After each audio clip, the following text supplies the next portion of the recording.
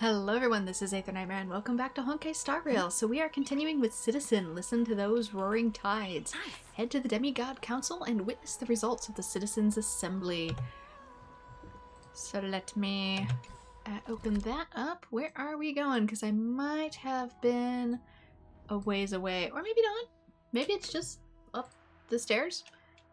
I had to change character perspectives in order to do this quest, so I may be slightly off with what it wanted. Oh, I also forgot. I can probably have, can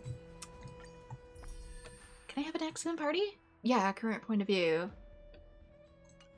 I kind of forget if I can have a Nexa in Partey. Yes, I can. Actually, what are you? I don't know what he is, but he's coming with me. Did it say you were fire? Every time I see that thing on his hand, I still think he looks like a Fate character. No, he's wind. Sorry, just had to double check that.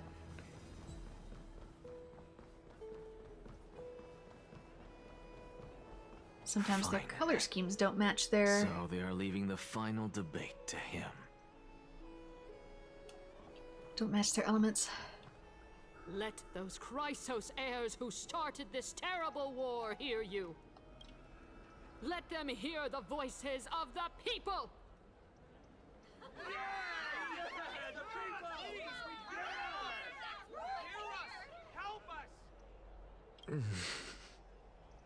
As always, that woman knows how to stir up a crowd. Professor Anaxa, I thought you'd pass on this. Everyone must cast their vote, or this assembly would serve no purpose. Also, if he doesn't, he's going to quite literally pass on this. Prof, do you truly think it's wise to entrust the fate of the world to an assembly like this? I mean, they are the people that have to live in it at the end of the day. Akaba If they has have anything stood to live strong in. under this system for 1,000 years. It stands to reason that there is purpose in its existence. But that is not what you're asking, is it? What you really want to know is Aglaya making the right decision in entrusting the fate of the world to you? Nothing ever escapes you. I didn't spend all those years teaching you for nothing. Most people only take 4 years to graduate, if I recall. To tell the truth, I feel like I'm on my way to an execution chamber instead of a podium. So, do you have an answer to that question? No, I don't. I thought so. Because that question is not yours to ask in the first place. Is Aglaya entrusting the world to you the right decision? Don't make me laugh. That is a question that woman must answer herself. Why are you fretting about this on her behalf? Or have you been seeing yourself as her pawn all this time? Listen up. I'll say this only once. Flip your perspective around and ask yourself this instead. What should I do to ensure that the world doesn't stray from the correct path? That is what you should be thinking about. You still have time, so give it some thought. Oh, and don't bother telling me the answer. The more that I see of Anaxa, the more I share commonalities with him. Tell it to those begging for salvation from the gods. Got it. Thank you, Professor Anaxa. Even if he's really abrasive with it. That's Anaxagoras to you. Who will you be voting for? That'll depend on how well you perform. May Circe safeguard your thoughts.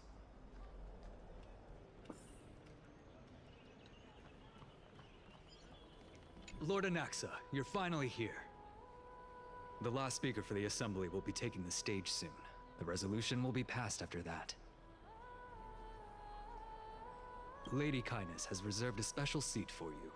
Shall I show you to it? Thought it was taking part in this. Maybe we have to go one at a time. Anyway, lead the way. All right. This way, please. I'm used to everybody being on the debate floor at one time. Remaining the way they are.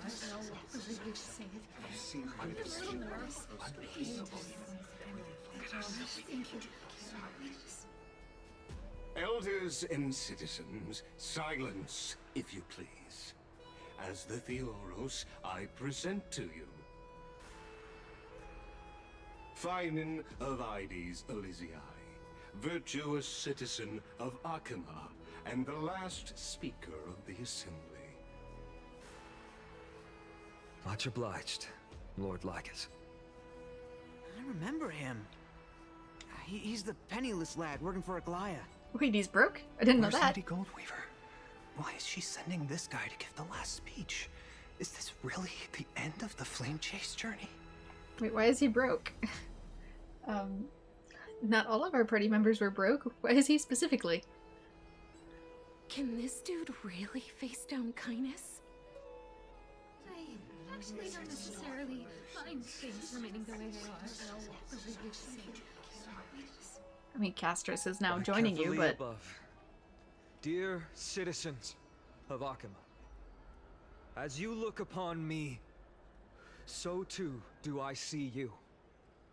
I see your fear and misgivings, your apprehension about the discord between the Chrysos heirs and the Council of Elders, and your uneasiness about the future of the Holy City. Yet, before you contemplate something as grand as the fate of the world, I ask that you look closer. Look beyond the horizon illuminated by Kefali, at the crisis threatening to overwhelm us. What? Ides Elysiae, my beloved hometown, is a village forgotten by time. It is a place with the most invigorating breeze and wheat fields that spread all the way to the sea. I once thought that there I would enjoy a lifetime of peace and quiet with my friends and family. How I wish I could invite all of you to that paradise, far from the noise and chatter of the world. Alas, I can't. The irony being, too, if you did invite us, it would no longer be peaceful and quiet now, would it? Because she, and all that she nurtured, all that I loved, they have long been devoured by the black tide. My beloved home is no more.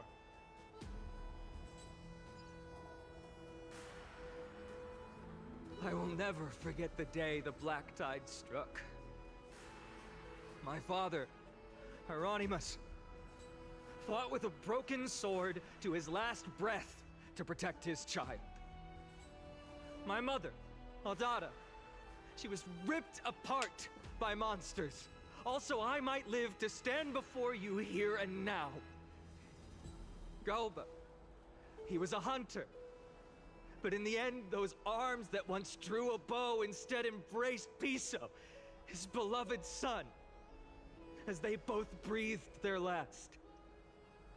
Pythias, the teacher, risked her life to save her students, but a burning beam fell on her, crushing her. And what of Livia, her daughter? Did she make it out alive? No, she didn't. Livia, Piso, and so many other children, my childhood friends, they were all swallowed by the black tide and turned into monsters. They kept saying the same thing over and over. Even up until the final moment, I finally steeled my heart and granted them eternal peace with my sword. Why, Finan? Aren't we the best of friends?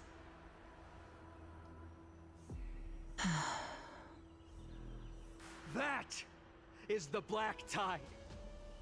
A looming threat that can bring Akuma to its knees any time.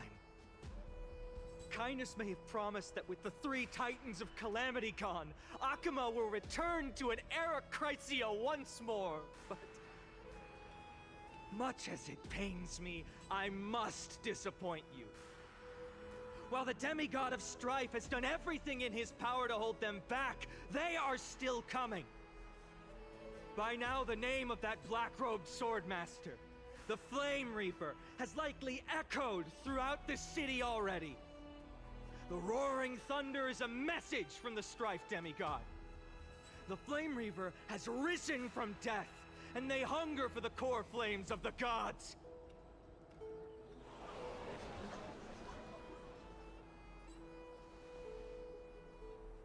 Lies! If such a powerful enemy is indeed approaching, why is Akuma still a picture of peace? Exactly! The city of Akuma shows no signs of pandemonium or chaos. And why is that?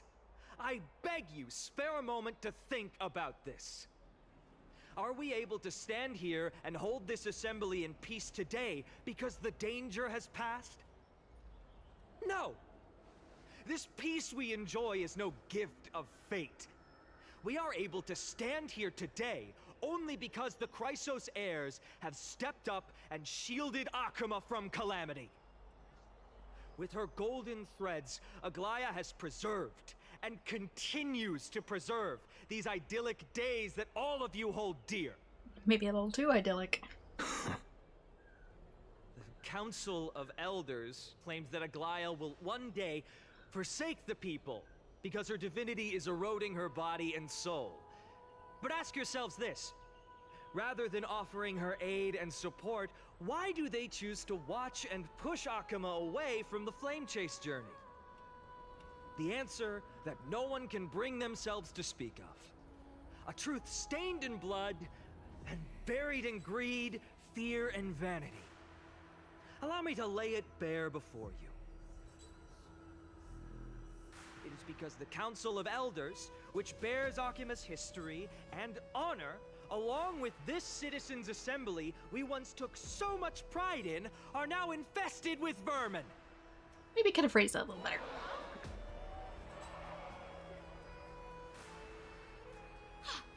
You insolent whelp! How dare you! It is true that Aglaya has reached her limit. Why? Because she has been working tirelessly to weave the defenses of our holy city against the encroaching evil. All while these vermin are making up baseless accusations about her and scheming in the shadows. Not once has she ever failed Akuma. Yet these vermin attempt to tear her apart, tarnishing her name with unfounded allegations. She may have been blessed by divinity, but hasn't her heart always stayed true to humanity? They attempt to mislead you and reduce this assembly to a crude standoff between gods and humans, but citizens of Akuma. Once more, I implore you to open your eyes and look at those around you.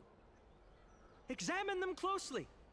Beneath all that finery, do you see the good heart of a human or the poisonous glands of a pest? Not a good time to start infighting, dude.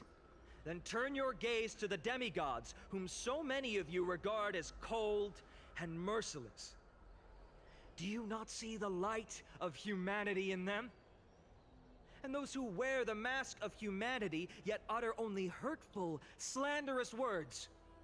Can you not see that their souls have been corrupted by power? Fine on, honey, sweetie. You really can't make a call to empathy while simultaneously be calling your opponents pests and vermin. I don't care how firmly you hold it in your heart. There's a tact that needs to go along with this, and you're not having it.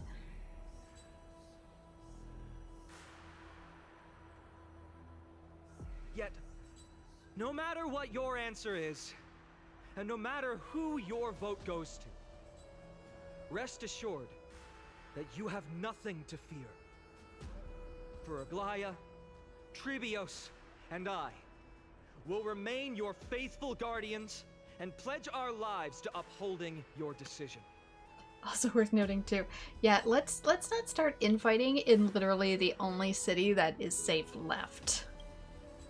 And this vow will stay true until the end of our days, where it will be passed on to future flame chasers. A steadfast and unwavering promise that shall endure through the ages. Absolutely right. This crisis of only our best interests in mind. I still don't understand it. I will never believe our succeed. Our lives have to end. So... In an uproar, representative leaders from different cities in Akama throw pieces of pottery into the Dolium. At the present time, on the scales of Talenton, those who call for the continuation of the Flame Chase journey, and those who demand its suspension. Each faction holds an equal share of votes, resulting in a perfect balance. Now what? As expected. This is the moment when the Flame Chase journey is the closest to its end.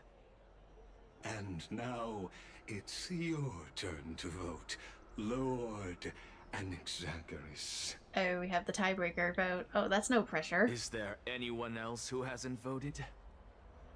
No, you're the last. Cast your vote with care, for your decision will break this impasse. That no longer feels like impartial judgment if everybody now has their opinion placed squarely on him. Like, it doesn't even matter what side he takes from that type of perspective, because now that people see him as the tiebreaker, even though technically he was only one vote, and thereby didn't fully sway it by himself, there was an equal amount of people on either side that did, but still the perspective of blame is going to be heavily shifted upon him from one side no matter what. I have long since made a decision. But I guess he doesn't give a dang. Very well. May you bring much needed change to this farcical world.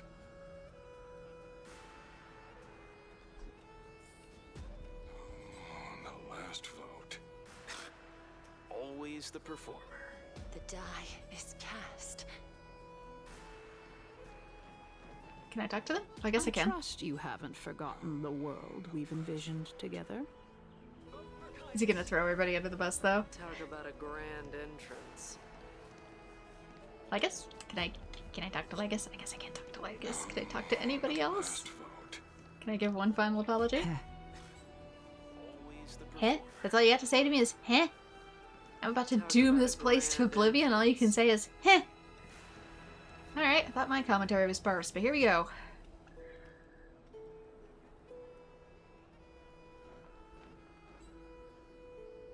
You've done well, Finan. Given the circumstances, delivering a rousing speech to stir up emotions was a prudent move.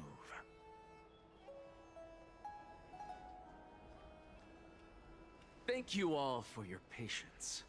On behalf of the 7 sages of the Grove of Epiphany and the scholars of Amphorius, I, Anaxagoras, am ready to cast my vote.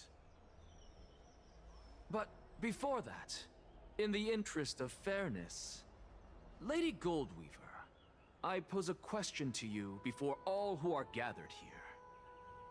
Will you, as Finan has promised, stand by the decision made in the Assembly, regardless of outcome? In the interest of fairness, I make no promises, lest it should influence your decision. Very well. I thank you for your honesty.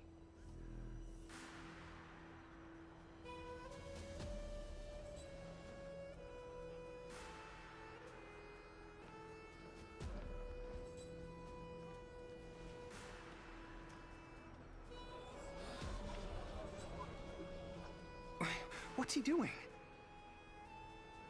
The stakes are high. Let's be patient. Cut the act! Who do you think you are wasting our time like this? Lord Anaxa. Please, do not forget that I... Rule number 1. Do not call me Anaxa. Rule number 2. Never interrupt me. Silence is golden. Are you waiting for like a specific thing? Silence is golden, everyone erupts. Just vote already. What are you waiting for? Your vote. Cast your vote. Cast your vote.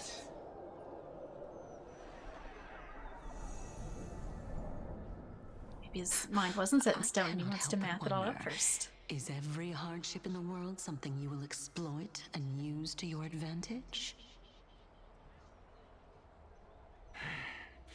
How else am I supposed to make use of this situation where my body and soul are separated?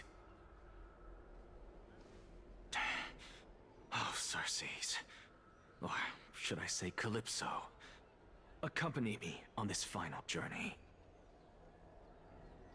Let us journey to the Netherrealm and see how she will substantiate the answer to your question and validate my decision. We need only to follow the sound of the tides. You actually letting yourself drop dead first? You are... Well done, child. Just as I foresaw, you have achieved great things. Teacher. What a twist of fate. A blasphemer raised in the doctrines of the Venerationists. It's like a foal kicking its mother in the belly after taking all her milk. I respect you immensely, sir, but... You cherish the truth even more. So, child, do not be troubled by the criticisms I have borne. Do not let those voices hinder you as you forge ahead. As the sage of the Venerationists, I am duty-bound to oppose you.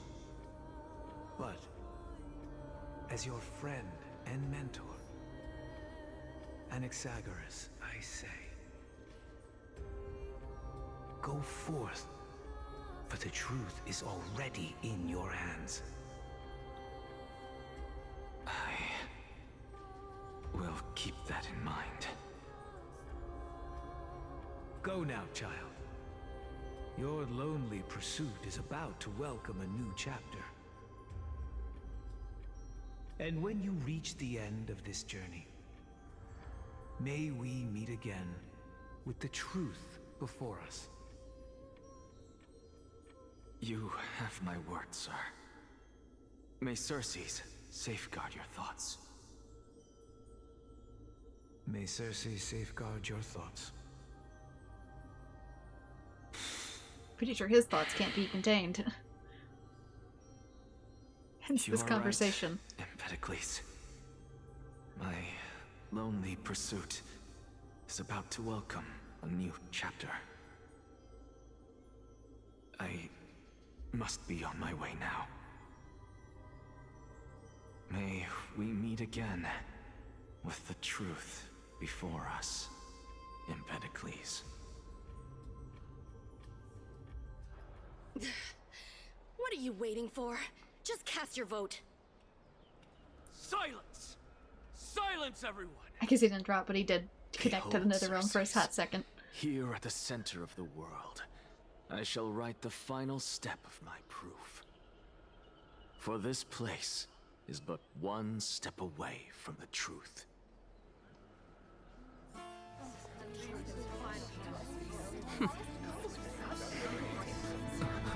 Professor, I completed the proof you wanted.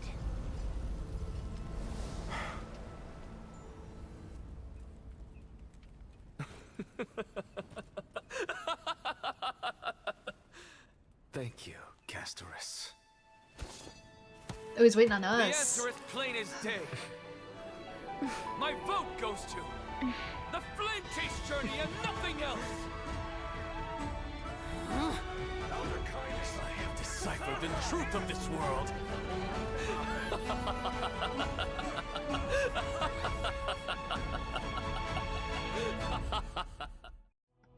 With the balance shattered, the result is clear. Buy carefully and to Lenten above, as the Theoros I have observed. No! Ligus, you can't! Onyxa, what have you done? Have you lost your mind? I hope you are prepared for the harsh punishment awaiting you. Mark my words, I will make sure that clever head of yours never forgets the price of betrayal. Have you forgotten? I told you that happens to be one of my rare talents. If I'm so clever, what makes you think I'll ever forget it? If anything, he seems to revel in it. You put on such a grand performance just to aid their preposterous flame chase journey? Performance? No, you are quite mistaken. I may be paranoid by nature, but I've always been known for my honesty. If you really understood me, Lady Kindness, you'd realize that I never had any interest in your pathetic little game of politics. Factions, standpoints, they are jokes in my eyes. I have never once switched sides. Because he's on his own damn team. Because I, and I alone, am the truth. Lady Kindness, with all the citizens here as witnesses, we should honor the spirit of democracy and respect the decision of this assembly. I have observed that Akama has chosen her destiny. This citizens' assembly has resolved to continue the flame chase journey. This resolution shall be put up on the wall of heroes, such that all citizens are aware of the city's way forward. You! It seems not everyone is ready for the assembly to end. Very well. Let me entertain you for a little longer. By your leave, Lord Lycus. Interesting. Elders and citizens, your attention, please.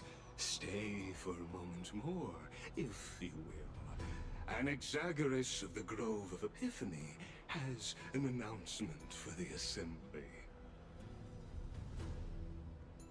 What is this performer up to now? What do you think he'll continue? So apropos. The question is if the River of Souls is no longer gummed up either. Just moments Do I have a ago, death clock still? all of you made a decision on the fate of Amphorius. As a supporter of the Flame Chase journey, it pleases me to see the choice you have made. But I regret to say that I still harbor doubts about this outcome. Thus, I hereby challenge this resolution. Tell me, who among you dare swear to Kefali's name that Era Nova will truly welcome the fairy tale ending that the Chrysos heirs have promised? A beautiful new world free of calamity and madness? Nonsense! That's impossible! What is he getting at? Of course not. Not even for a second. No one? Must I pick somebody to answer? Very well. You, the one acting so wise and profound, in front of all present here, do you dare swear that it will happen for sure? No? Fine. Next. You, the one with ignorance written all over your face. Yes, you. Do you dare swear by it in front of the Titan? What are you trying to do? Seeing how solid that faith really is. Your turn, then. With that smug look of yours, you must be confident that the flame chase journey is the best course to take, right? Hey! Mind your tongue! So, no one? I see. In that case, Finan, answer me this. Your speech was filled with such passion just now. How confident, then, are you in making this promise? Professor, what are you doing? Let him continue with his performance.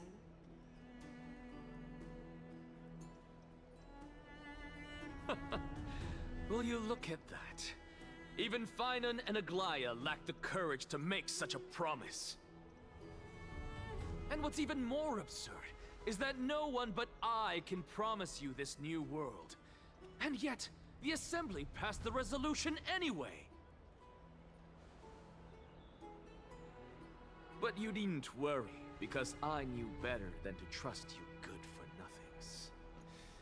That is precisely why I am here today. To give you one final lecture. Now listen up and listen well. I, Anaxagoras of the Grove of Epiphany, hereby declare everything that the Flame Chase journey promises is true. Finan of Ides Elysiae, the prophesied demigod who shall succeed Kefali, will reforge each and every one of us in the new world with his complete, intact memories. That's a little... What? Very specific tidbit. The core flame-bearing titans were the Chrysos heirs of yesterday. And the Chrysos heirs who carry the core flames today will become the titans of tomorrow. All of our souls shall endure for eternity in the miracle of the World-Bearer. And all under Kefali's protection shall step into that new world.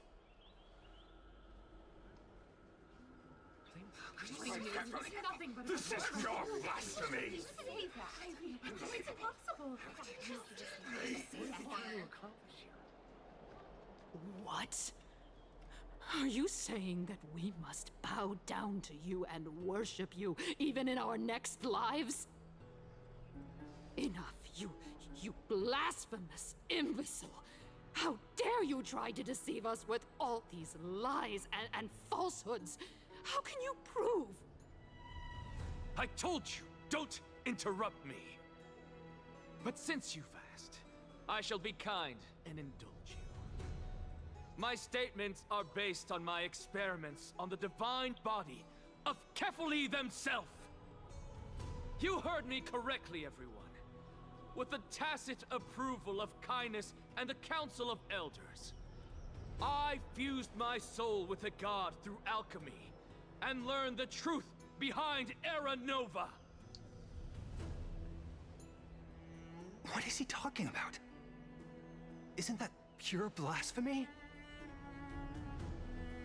I, the vile, wretched blasphemer, deserve nothing less than death for my sins. I mean, if they were all powerful, though, he wouldn't have been able to do that to begin with. And the Council of Elders, which granted me consent and aided in committing this atrocity, should face punishment alongside me. But at the same time, the gods themselves gave consent, so for us to say that it isn't is itself the blasphemy. Again, I've made this point so many times, but... By the gods, even kindness has betrayed Akuma. The kindness. We're carefully afloat.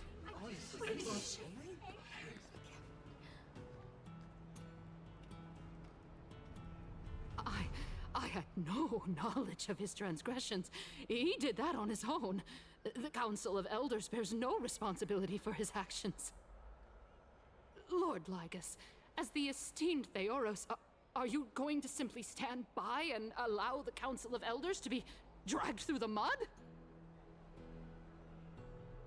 If the accusation is true, I will acknowledge it.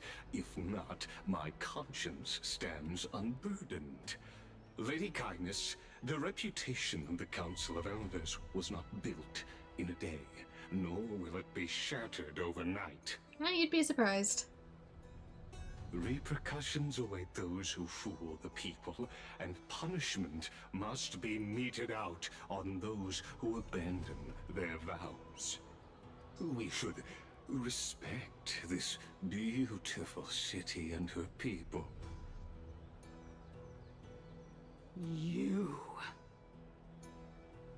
Lady Aglaya, the Gold Weaver, I humbly ask that you take on the responsibility of overseeing this judgment in the name of the fairness of Talantin and the justice of Kefali.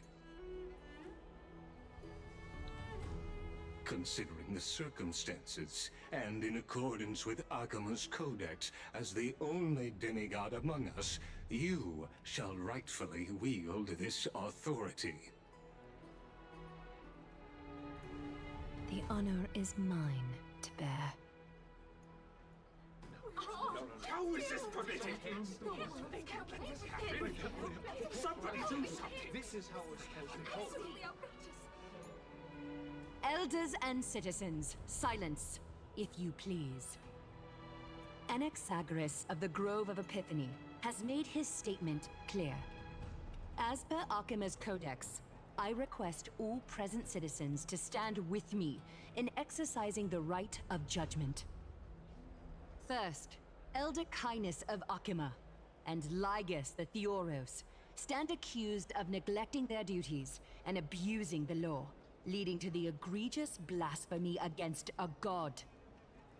In the names of Talantin and Kefali, Akima is to form a committee before the 7th action hour to conduct an investigation and disclose the findings to the public for subsequent judgment. Yes!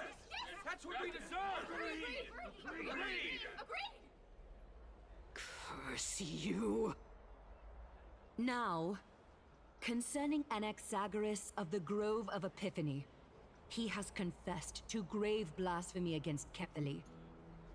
In the names of Talantin and Kefali, the accused must be allowed to hear the people's voice prior to the execution, for a chance at a reduced sentence and possible pardon.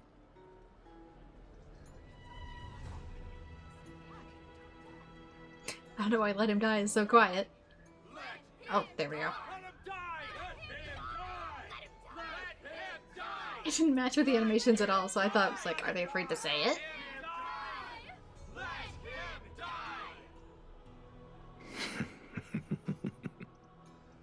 Professor.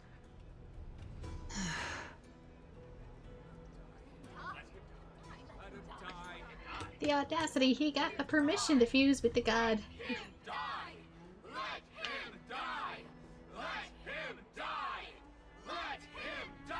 You people have no basis to stand on for this faith to begin with. Which I guess even this itself is proving his point.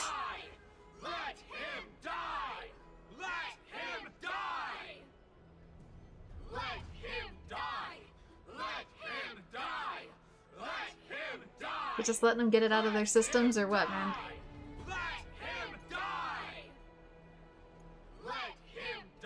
Alright, we get it.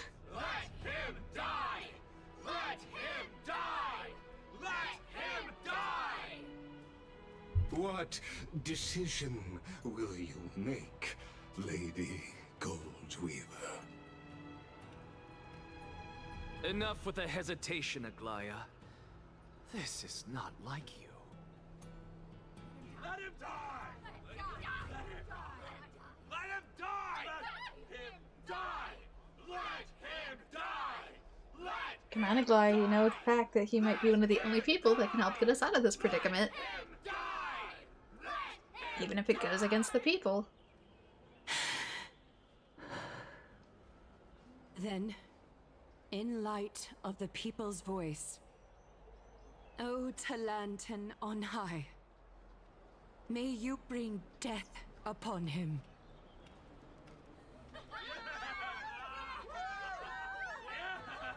The mood does not match. The voice acting for this does not match the mood whatsoever. Just very slow, happy clap. Back to us.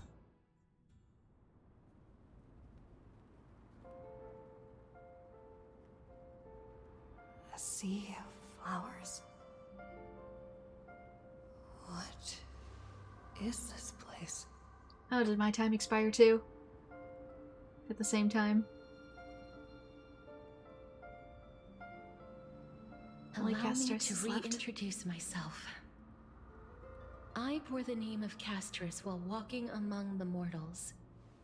And now, I stand as the demigod of death, the living side of Thanatos. Welcome to my realm, where the west wind ends.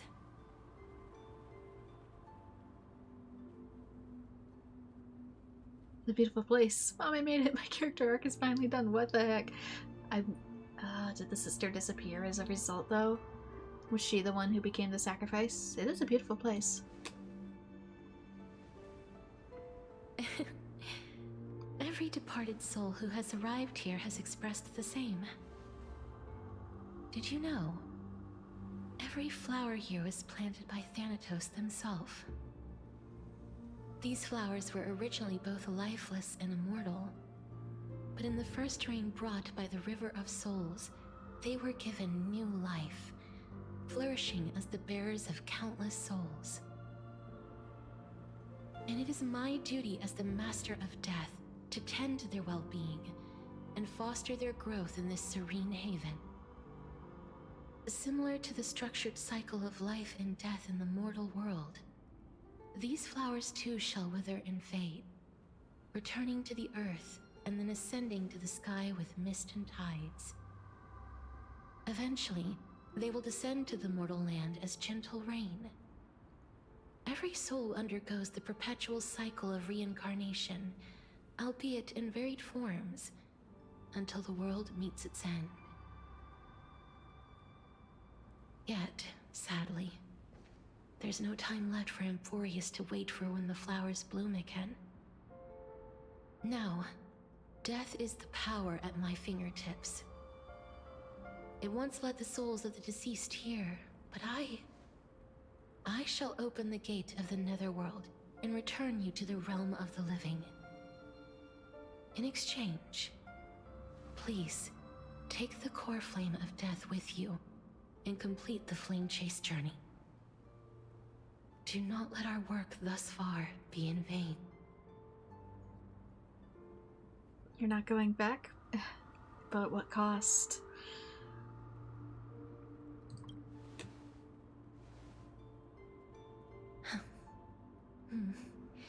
Just like the other demigods, I will stay here and embrace my destiny. That being said, it is not easy to guide a lost soul back to the mortal realm.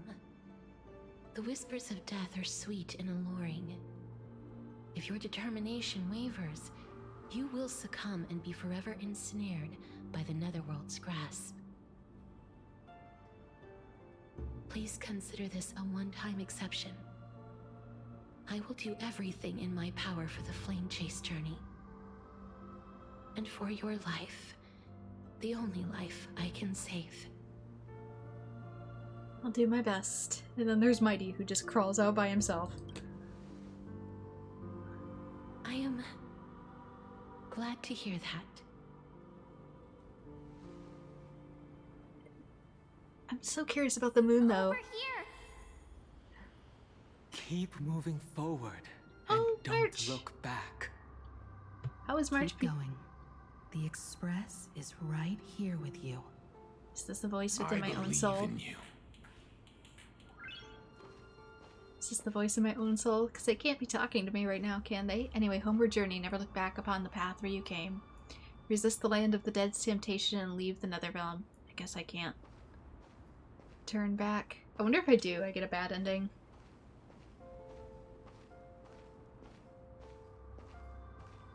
Listen. Just keep moving. One day, our paths will cross again. And Firefly. with us to war tomorrow! That's right. Keep your eyes on the dawn. Onward. Show me your courage. Actually, I couldn't see Mighty's. Oh, there's his. Partner, we shall become heroes together. Almost there. Oh, it's her holding me as I die. Or in this case, I guess be reborn. Finally. Has the opposite effect now.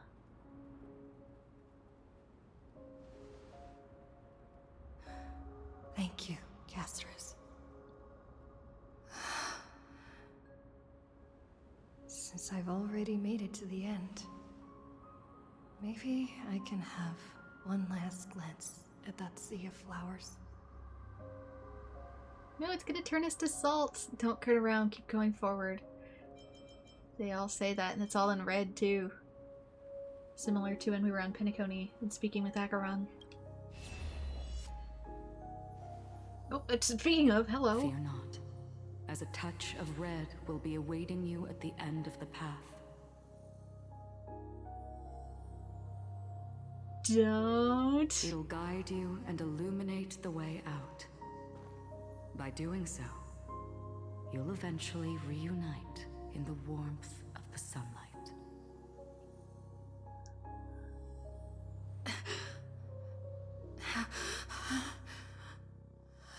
When even nihility itself cloaks your eyes so that you can't mess this up. What's this? What in the world are these shadows and voices? All of this is proof that you once lived. Your soul, your memories, the years you've journeyed through, and the path they revealed, leading you back home. So, continue onward. Do not stop moving forward, and do not let her sacrifice and the support of all who have stood by you be in vain. Over here, friend! I was gonna say, is that Mem's voice? Just not, you know, hand. Pokemon. Let's go home. Goodbye, Nether Realm. Hello again, Mortal Realm.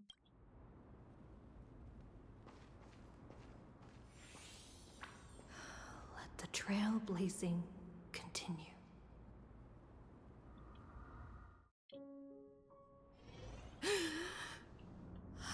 My first real breath in a while.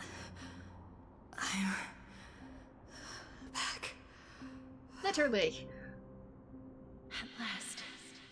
I knew you could do it. Your soul is still perfectly whole. As if some kind of force is trying its best to keep it together. Wonder if this the influence of the Stellaron. Is it Orynyx's final blessing? Or is it a miracle of your own? I don't know, apparently I'm not allowed to die, so. It's truly incredible. Such a strange surge of familiarity. So hard to describe. Perhaps it is fate, once again fulfilling its own design. Or perhaps it is the laws from beyond the sky, so familiar to you, that intertwined our fates long ago.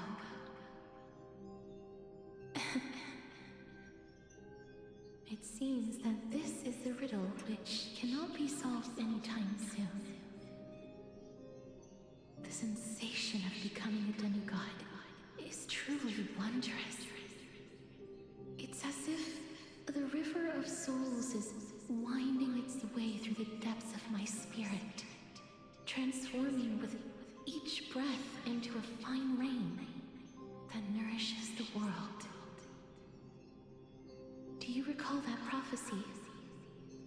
At the end of the sea of flowers, the souls of the living shall warm thy fingertips, and after an embrace, there shall be eternal separation. promised you that I would do everything in my power to give it another meaning. Now, as I stand as a demigod and destiny draws to a close, I can finally end it in a way that is as beautiful as it deserves. The wish I once sought, but could never grasp, is now within reach.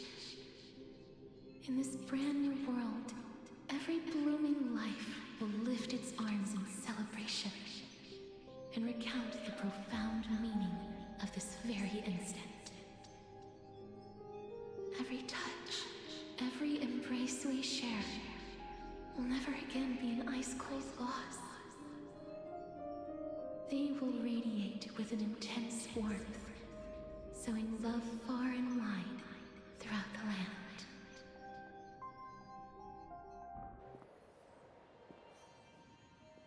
The other shore is very cold.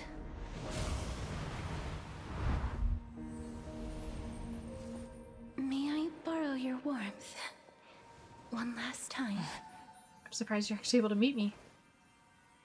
Thank you for fulfilling this wish of mine. The place I'll be going to is what humans call the Land of Sorrows.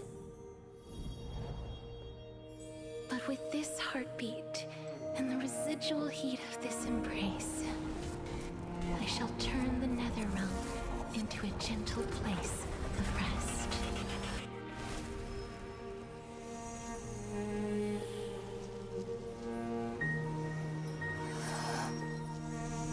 Give her one final feeling of being human before she no longer is. This embrace may be brief, but it's the proof that I once lived. Because she could finally hug somebody and they not die. May we reunite in the new world. It still implies I'm gonna die eventually. Presently in Akuma, as part of the plot, I mean, not like That just grand basic inevitability. and absurd performance was what you've been seeking your whole life? I gave up everything in search of truth. And it culminated in this very moment. You, on the other hand, performed as I expected. You did not hesitate when you saw the chance to attain power. So you're still alive? As if you... crave power, like a fly craves rot. Those are your words, not mine. But what you said at the end, did you already know what I had planned for Thainan? I may have lost an eye, but my vision is clearer than anyone else.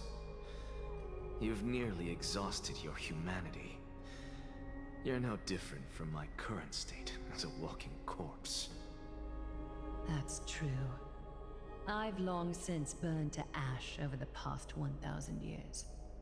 Only he is capable of unleashing a raging fire that rivals our final great enemy, Aquila. So, this is our last chance. How about we let go of the bad blood between us? May I resonate with your core flame, Aglaya? So, did she just move him off site and be like, I'll execute him, I'll just execute him over here, and then just proceeded not to? Or like, how did we get out of this? Please do. That's impossible. To persist with your soul thinned to such an extent. You're insane. One could say, just fair. As you fight to lug your corpse onward to complete your unfinished goals, I have my own reasons for doing this. Until Thainan grows into his position as the prophesied leader, I must continue to lead everyone on the flame chase journey. I must keep inching forward, even if only as an empty shell. I've long predicted this was the case, but I didn't think you'd already lost so much. How ironic. We would have avoided so many misunderstandings if you and I had just spoken this candidly before. But casting aside our ideological differences, There is one thing you and I agree on. Fine. Yes. He was born to be a hero. He understands the hearts of the people, and I can confidently say he is a far better leader than you. Only he is capable of fulfilling your mission. Sadly, he is a man cursed by Nestia. But by my estimates, his horribly elaborate sense of style should not impede Era Nova. Congratulations are in order. We found common ground at the very end of our destined paths. He's so damn dramatic and when emotional. You put it that way, it makes me want to take back what I said. Blaya, we're back. Come welcome our great hero reborn from the ashes. I hope he didn't hear your earlier assessment. It wouldn't be the first time I criticized him. A man should be aware of his own shortcomings.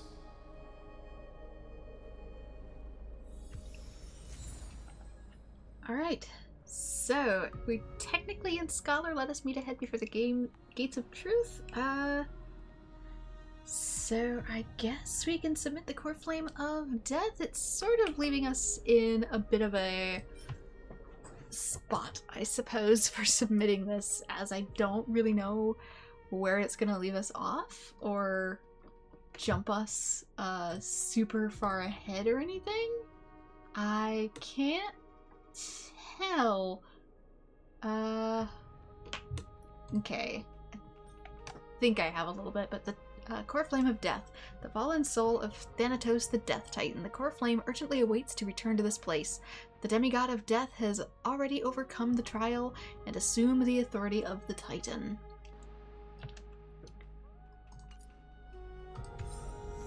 So it's already unmoor and sail away from the underworld. So I guess we can go stick the thing in the pool. I'm gladdened by your triumphant return.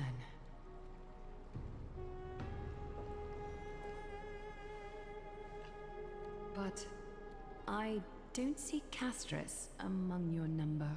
Do you not remember what her trial entailed?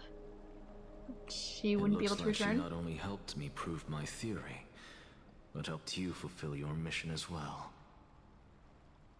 She finally understood her origins and completed her trial. I believe she'll always be at our side.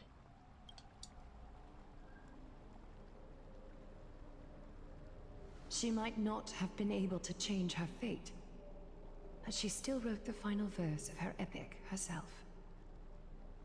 Trinan, please recite the prophecy for us. Trailblazer, please surrender that scalding core flame for us as well. You are the only life she ever saved by her own hand in her 1,000 years on this earth. I believe no one is more qualified for this noble task.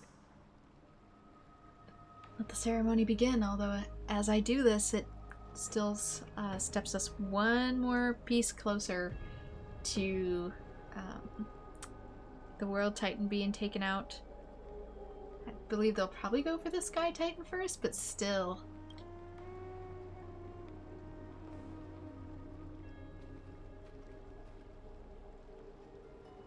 O gods who have returned, and gods who are still watching, today we bring you a soul laid bare. The Hand of Shadow, Thanatos, remembered their name from the past. From daylight they came, and to their fragrant dwelling they return, to walk now among your ranks.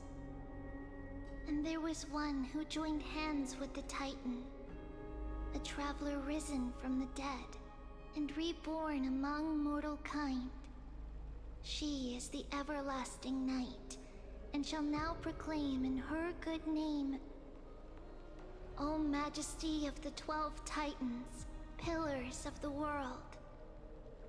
We seek your divinity to mend the rifts of the world.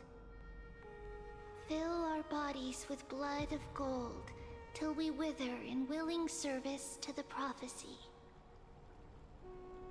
Step forward, trailblazer from beyond the sky, and together with us, surrender the core flame and carve their star into the sky.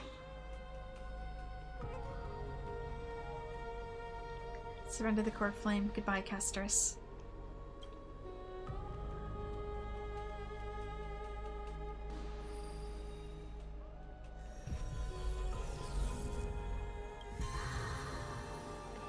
So there's only 3 left.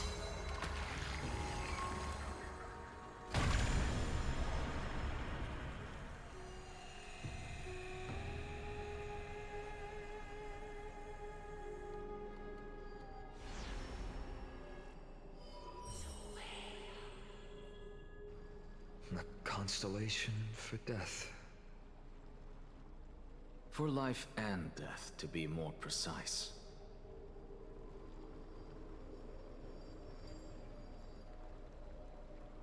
Look! It's...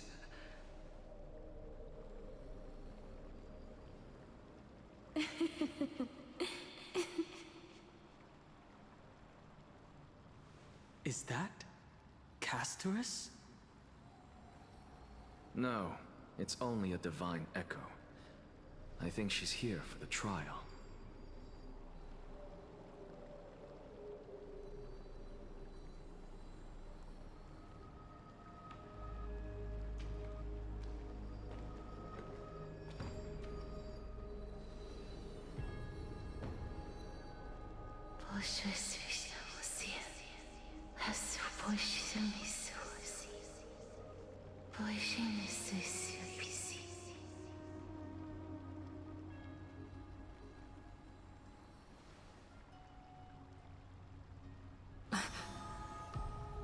My dear, I caught none of that. What did she say? Heck if I know. That's the language of the Titans. But I don't go here. Castorus. No. The Titan. And my synesthesia beacon don't work on it. They said, I have illuminated the cold shadow of death. Onwards. For your path to the future is bright and its flame eternal.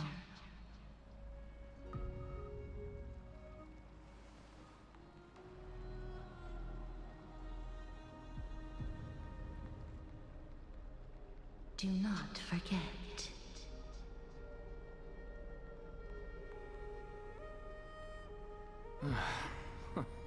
She made quite a scene. I suppose it's my turn now. I won't stop you. Professor, you... What's with that look? You were present. So, let's get this execution over I guess we did have to move it. We wouldn't want to bring shame to Akuma's divine laws or keep me from creating a new world. You never change, do you, Professor? I don't understand. If your theory is correct, you'll lose all memories of your past life once you become a Titan. So what's the point of becoming a god? Of course there's a point. Even if I forget who I am, I'll still have my brilliant mind. I'll just figure it out again. It goes without saying, I'll find a way to retrieve memories of my past life. Besides, I still have you, don't I? It's like as long as my ambition's intact. Really understand what you said during the assembly. Even if it were true, things reforged from memory could never be the same as the original anyway. Maybe that's not the point. Then allow me to tell you right now that you're wrong. What exactly are we? My answer is that the Chrysos heirs are the future Titans and vice versa. Of course, this answer only applies to us. So, what are we when it comes to regular mortals? The very essence of the world, our souls, are tiny invisible seeds that hold records of each person's memories of the world. And we are the buds that sprout from these seeds to grow into great trees. Is that what new sporism means? Correct. Once our physical bodies are born, we become new extensions of the world. From there, we plant our seeds into someone's memories, and then scatter them into the hearts of countless people in the future.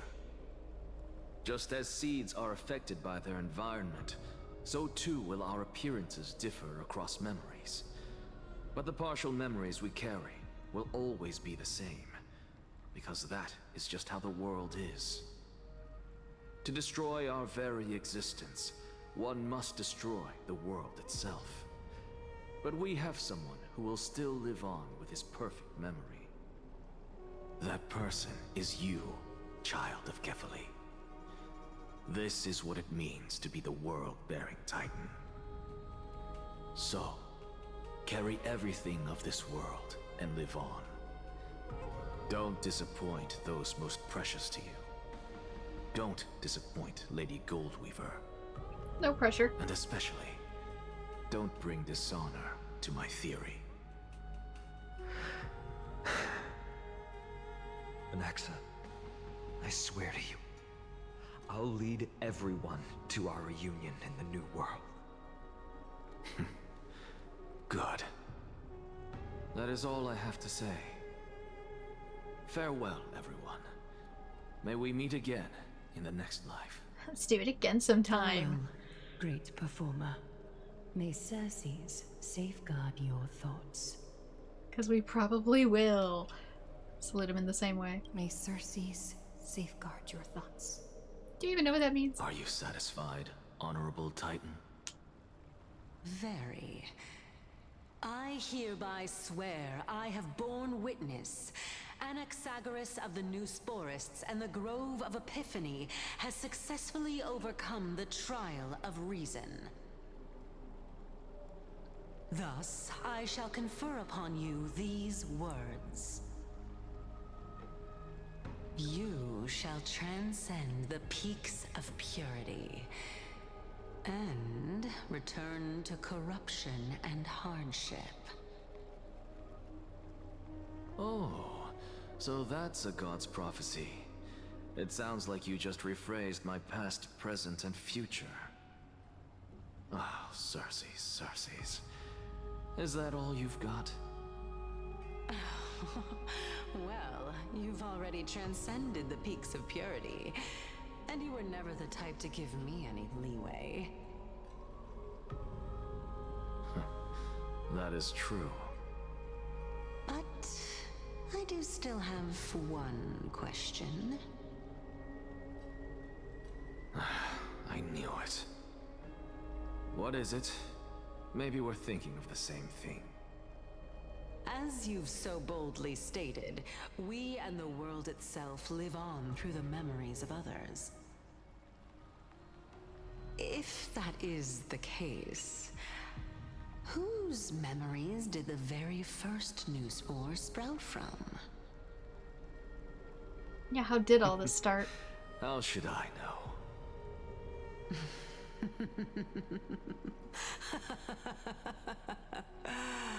Oh my. But, since we are both equally curious, we should allow the children of humanity who come after us to investigate in our stead. Literally, that's a problem for future me.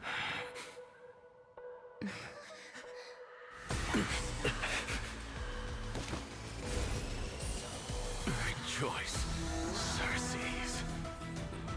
I sow the seeds of suspicion in the new world with your soul! And now, the objective is complete. That is all.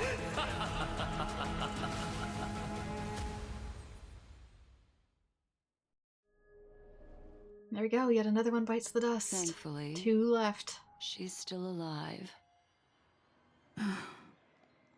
Was March 7th also in this condition when she was first rescued by the Express? Her condition was very similar.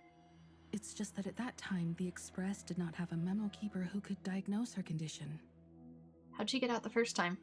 but she still woke up naturally. Looking on the bright side, that might happen this time as well. When March awakened from the ice, her memories were completely wiped clean. I want to prepare for the worst and prevent something like that from happening again. Can you share with us your hypothesis? I do not have conclusive evidence, but judging by her current condition, perhaps March 7th's memories have been hijacked. Hijacked? By Think what, about it, how, and Miss why? Himiko. What will happen when someone loses their ability to remember? I'm not a biologist, but I hear that there's a species of fish on Von Walk that has the memory span of less than a second. It forgets anything that occurs in the very next instant. Perhaps something similar will happen? Unfortunately, short-term memory is an entirely different concept from the inability to remember. Perhaps it is difficult for you to imagine, but an individual who has lost their ability to remember turns into nothingness. Hence why Acheron is symbolized through nihility, the void. Nothingness? The belief of the garden is that everything in this universe can be interpreted through memories. This is the driving force behind the continuance of this path. The past is made up of memoria, while the future is a possibility that will eventually be converted to memoria. But the present, it doesn't really exist, and it's only an abstract expression. Therefore, when a person is affected by the path and loses their ability to remember, their physical form will also be affected. These ice crystals are a manifestation of that. Miss Black Swan, there is one thing that I haven't looked into deeply until now. You've guided us to Amphorius, but refused to tell us your true intentions. Collecting memories is simply not a convincing answer. Is Miss Himiko suspicious of me? I mean no offense. I am merely speculating. But I'd appreciate your honesty, if possible. In other words, now is the time for me to prove my innocence. That's not a problem, of course. The true reason behind my intentions is that Amphorius holds special significance. For some memo keepers of the garden with extremist views, it is a perfect example. Perfect example? Of what? A world that can only be seen through the garden's mirror means that memo keepers have the right to keep the world in their private collection. If those pathstriders of remembrance were to uncover the secrets of Amphorius first, they might unleash their wild ambitions and remodel more worlds into a similar form. So you're telling me the whole thing's just memoria? Because that's really all you care about in terms of preserving the memories and the garden itself. So the reason you did everything you could to convince the Express to come to this star zone is just to uncover the secrets and foil the plans of these people? Does that mean that where we're trapped there is no physicality to begin with? Or is it trapped within like a membrane of memoria? Is everything within just memories that are being perpetually recycled? Or is there actually a landmass there? I chose to remain quiet before, because I did not want to involve you in the garden's internal conflicts. Remodeling a world is no easy feat. These extremists likely aren't just simple pathstriders. Do they wield the powers of emanators? You can be even bolder with your guesses. The people that I'm talking about, they aren't just individuals. They are an organization that has already attached itself to the pinky finger of Fu Li. So what you're saying Could they be the ones who hijacked March 7th's memories? How do we know Black Swan didn't do it? I cannot be certain, but at the very least, they are capable of doing so. I am deeply sorry about what has happened to March 7th, but the deal that I propose still remains a fair one. Amphorius is still an excellent destination, and investigating further might allow us to uncover the truth behind the accident. Miss Himiko, the wisest choice right now is for us to continue cooperating. What's wrong? Let me take back a part of what I said just now, Miss Himiko. Although we indeed struck a deal, it seems like I have involved you in some unforeseen danger. Please accept my deepest apologies. Would you like to elaborate on that? Also, if we're in like basically in a Memoria bubble and this thing does its reset cycle, I wasn't initially attached to it. What the heck happens to Stell and Dunhung? Has something changed? It's Fuli. Their gaze has just swept across Amphorius.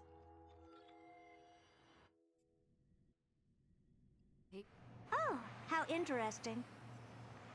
I never expected a mere memo snatcher to be actually hiding so much inside her head. What's even more interesting is that the word Amphorius has appeared in her subconscious. This lady seems to be having fun. Is she usually like this? Oh yes, get used to it, dear. It's hard to explain. What are you two whispering about? Has it not occurred to you that I can hear everything clearly? Please, pardon me, Madam Herta. Would you mind sharing with us what you've discovered? The ones who need help are the Astral Express. You will have to put up with my methods, even if they are rather unconventional. Let's get back to the topic. By using the fourth mirror, I rummaged through the brain of this memo snatcher and learned a good deal. Not only does this person know of Amphorius, but there are also many memo keepers who are interested in the place.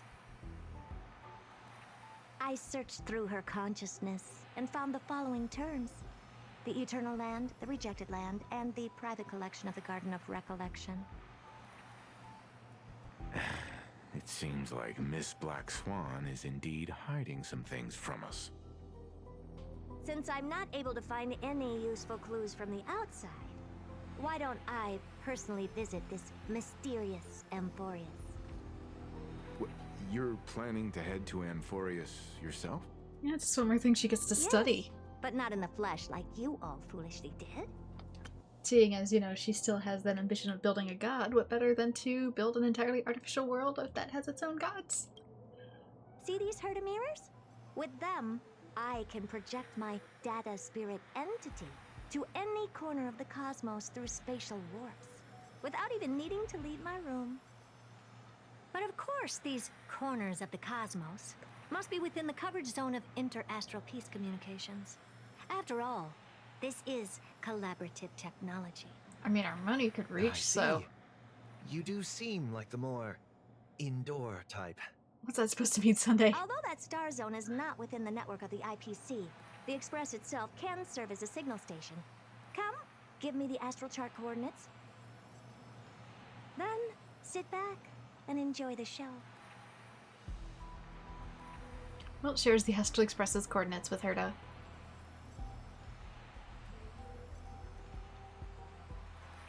Let's hope we haven't moved it Now since. that everything is ready, mirrors, get to work. Okay, so that is technically going to be its own chapter. So I might leave that for its own section of the journey for what everybody else is getting up to. Haven of memories. Every touch, every moment. As now we are getting further along, and that was actually 2 story missions. They were both a little bit shorter.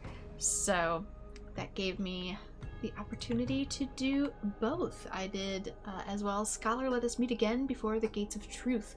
So both of those are done, and next time we can live off with Witch's Mirrored Reversal and see what Herta plans to do to maybe get us out of this or make it worse, because Herta may not be our best idea for a person to get us out of this. What with her own ambitions, the laws as the crown of peace, the citizenry will vote to decide the future of Emphorius. Unmoor and sail away from the underworld. Do not look back, no matter how sweet and serene the call to remain. Okay, I think that is it for these. Yep. Oops, that was the wrong button.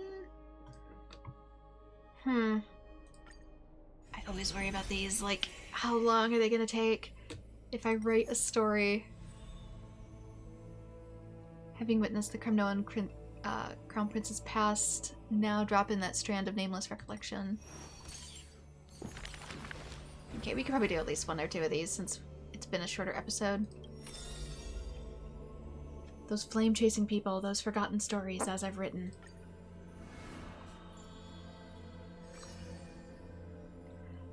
Nations, why the aversion?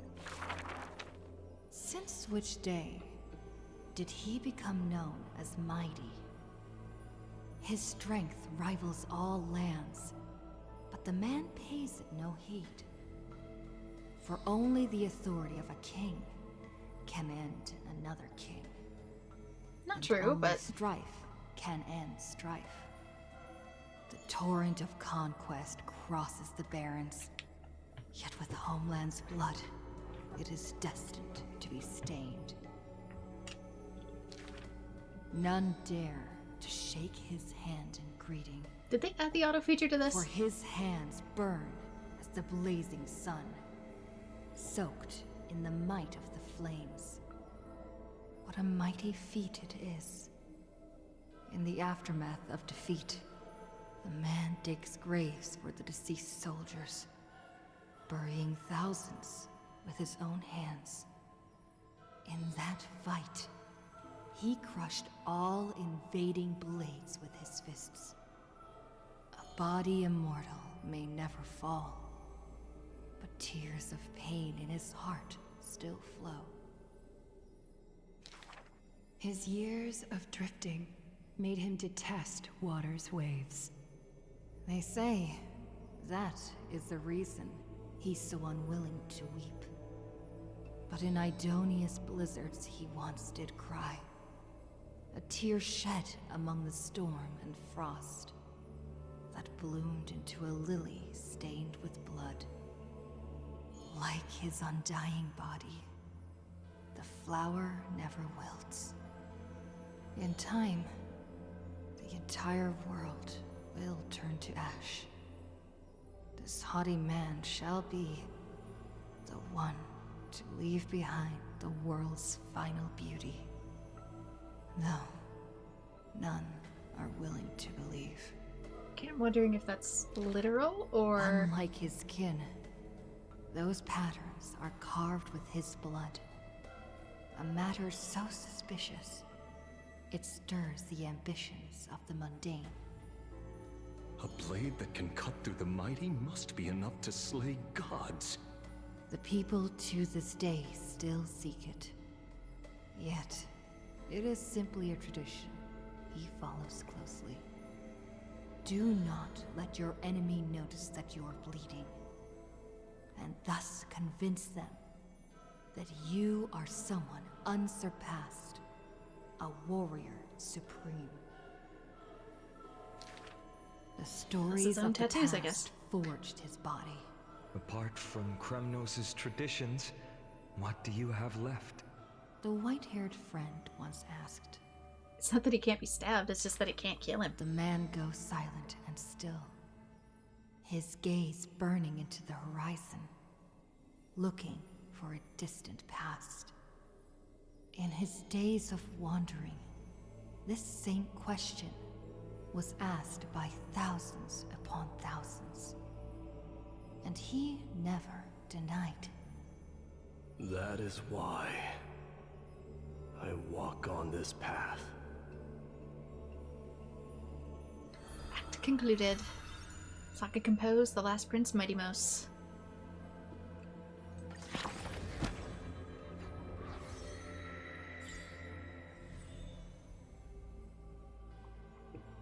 Kind of forget that this is like a whole thing that I'm going to need to eventually do.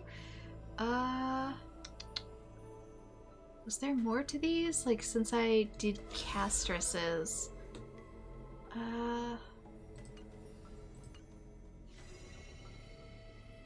Is there even more that I can record? Did you know that Akuma is full of stories about miHoYo? He's just bursting with tales. Are all princes like that? Who's stronger, him or Finon? I'm really curious about the Curse of Immortality. How did he manage to get that powerful? I know some things about it. Power is probably just from his own strength. You know, it keeps, hinting that he's immortal, but Finon knows how to kill him. If it wasn't for that weak spot on his back, though, I do have my questions. I heard that long ago they fought each other for 10 days and 10 nights, and it ended in a draw. If you ask me, it must be because they have different strengths. Power, endurance, strategy, that's where miHoYo excels. But Finon is more balanced and well-rounded, more focused on technique, and he's also really lucky. Is he? Because if everything always ends badly, I don't know. It's really too close to call. Oh, and there's another rumor that Mighty is a throne tier warrior. I don't quite know what that means, but it sure sounds like he's a force to be reckoned with. Still, there really are way too many rumors about miHoYo flying around. If they were all true, he wouldn't even have time to eat, would he? I wonder who's spreading all the stories. Such as mysterious, don't you think? Okay, so that's another one. Forget what I get with these. 8 sagas composed, get some jewels. I forget there's so many. Peruse the story to obtain Trailblazer's Eidolons, that's right. Read all chapters, light up 6 paths. 5 out of 13.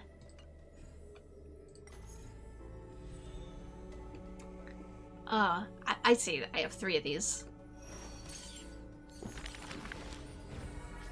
Whose is this one? Is this Anaxagoras'? I can't tell. Yeah, I think it is, because he's upside down. It also has his symbol right here. But yeah, his head's up here. His hair's going down this way. Flame-chasing people, those forgotten stories, as I've written. Let the divine name dim. Before meeting death, the scholar already composed his own epitaph. This person's name was seldom mentioned by others. Incomplete, just like his fate. He would sweep his own grave at the beginning of every month of reaping, staring long and hard at his stained hands. Hands that never seek the benediction of gods, accepting only the tricks and plots his brain presents. Keep your distance from that blasphemous one, lest misfortune follows you like a shadow. People warned each other thus before his lectern. In those rumors, the scholar's hubris looms foul and vile. He dares to proclaim ascendancy over gods and defy the Titan's will. But the one shouldering such slander pays little heed. His lonesome figure stands aloof, for he always believed that gods are no greater than mortal beings such as he. Grove of Epiphany, the paradise of the wise, yet harbors one shouldering the name of a fool. He calls himself a clear-headed teacher, leading lost students, yet he rarely guides or teaches, apart from gifting a single saying.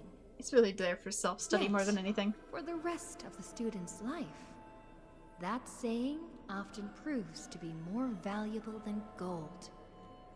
Pupils often praise his words as divine utterances, to which the teacher replies with sharp retort. Apart from destiny, he seems able to decipher all laws. And now, even destiny may also be within his grasp. It was not so in the beginning, as he silently recalls the past under leafy shade. Faced with a god's edict, even I cannot resist. With no guidance given, he reaches enlightenment for the first time. Yet, I sincerely believe this is not to be my destiny. That became the cause of the blasphemy. Miracles are the most conceited actions of gods. They are God's denial of humanity via might. Magic tricks are the most articulate rebuttal. They are humanity's imitation of godhood via intellect. He habitually describes the feats of mankind as magic tricks, proving that the enlightened can step beyond the boundaries of reason. But Even he magic had some tricks quirks. cannot afford to fail, even after 1,000,000 times. And for that, the blasphemous co-conspires with a god. Using the final trick, they wish to create a miracle to end all miracles. Maybe in the future we'll remember some of this. Anyway, yeah, there's might be a bit of tarot cards with him hanging upside down. He'd probably be the hanged man, but... Are they meant to be tarot cards? I just had that little epiphany there. Like, maybe? Oh, I'm not familiar enough with the patterns. Casters would most likely be the death, obviously, duh. Of course, as we do them, it lights up one of these. That says. I'm so curious to compare these to like tarot cards now. Don't we have anything to reference them with? Although this particular pose, I remember, is in one.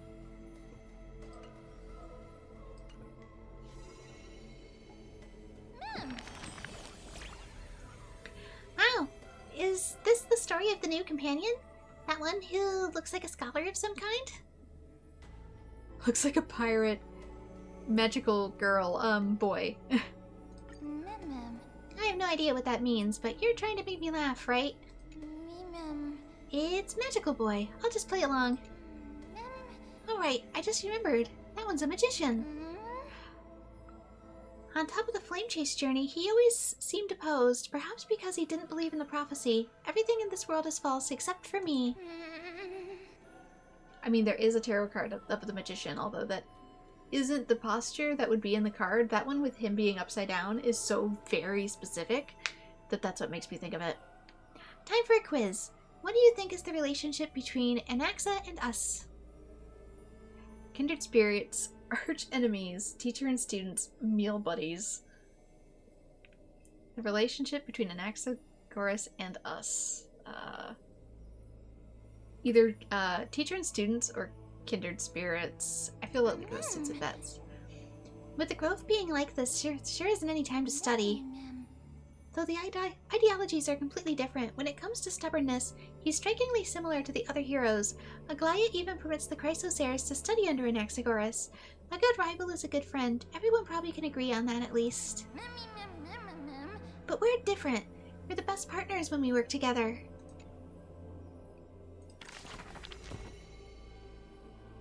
Okay, and two more. Oh, do I get to pick? Oh, maybe I can't, oh.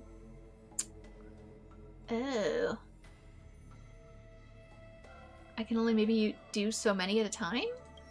But I get to pick who? I feel like we haven't done as many with the Glaya.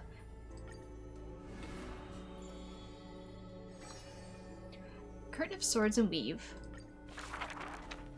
A solo lyre's sound flows along the streets. Oh, my lover, why does your mood change faster than the clouds above? The audience's face is covered in sorrow. Oh, how I wish she has clear eyes that are quick to anger and laughter, and dimples that crease in smiles and frowns.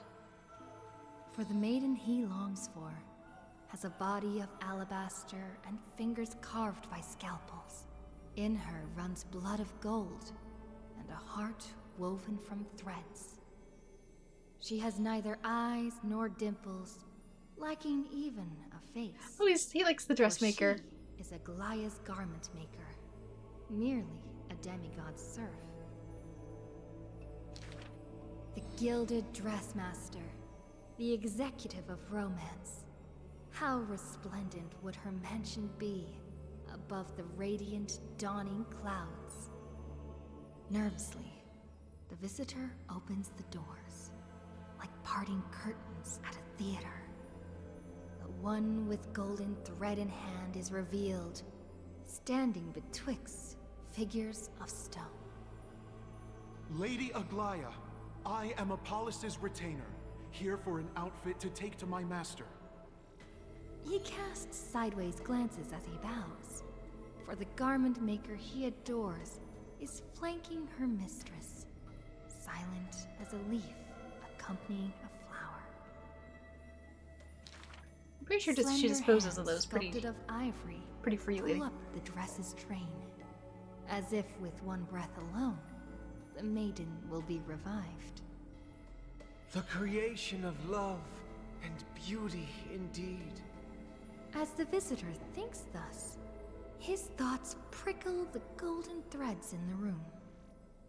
If you wish to embrace such fantasies, she declares thus on the other end of the golden thread, you must beware of the scissors that can pierce through the chest.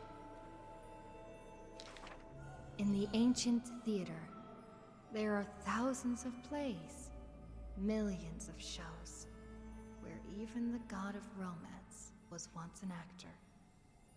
The weaver below the stage savors the show for inspiration. The ostracized poet finally returned home. The adoring lovers separated by misfortune.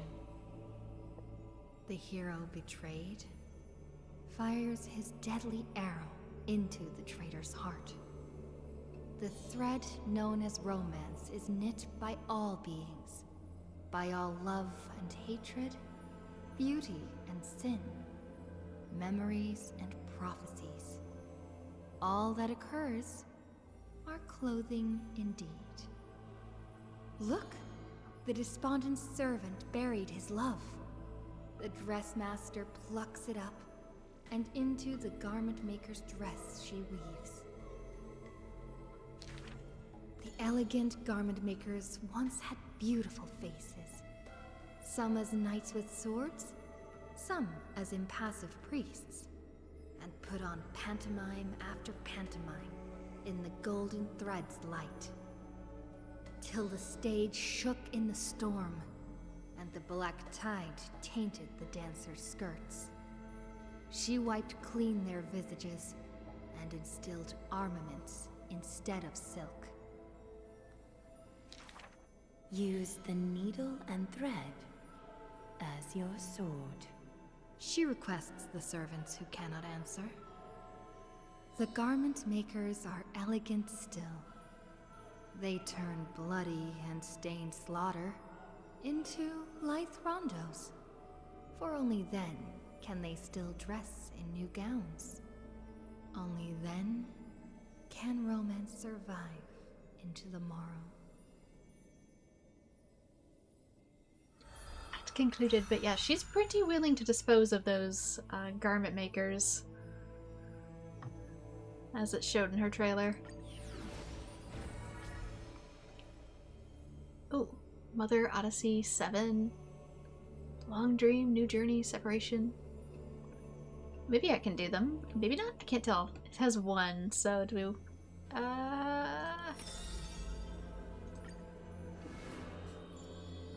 Maybe they all are together? I don't understand. But anyway.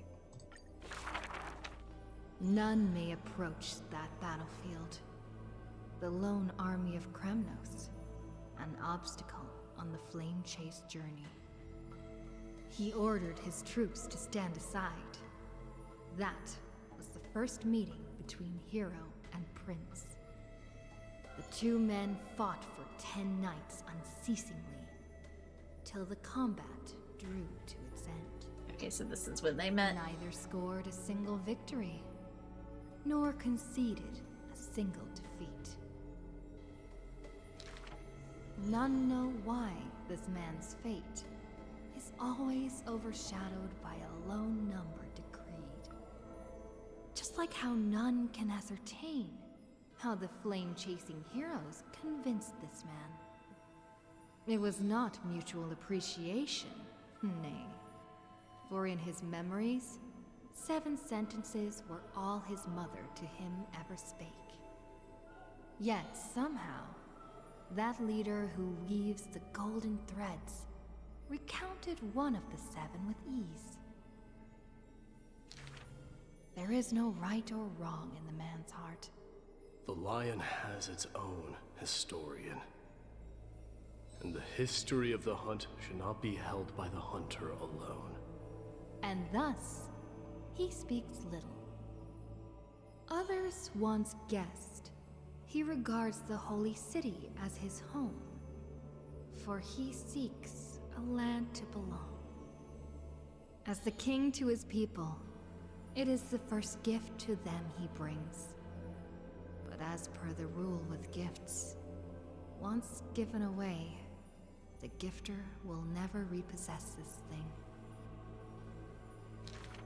The journey is long, yet none ever dared to anger the man. Not because of his unrestrained manners, but because every meal the heroes partook in were all cooked with his peerless skill. One sight serves falsehoods in the woods. He has relied on scent since young to distinguish guests and obtain gains. Yet there are always exceptions. The man's arch-enemy often puzzled why their food was always borderline nauseating. Can't cook, He huh? still recalls the day he entered the holy city. One who worships strife is bound to have rumors rife. Even insects consume each other, and he's no less than the Mad King's kin. It matters little, for the man always considered himself an enemy to the world. He paves the road so that one day his peers would match his anger within. Yet, until the prophecy turned true, none in the holy city he ever did ruin.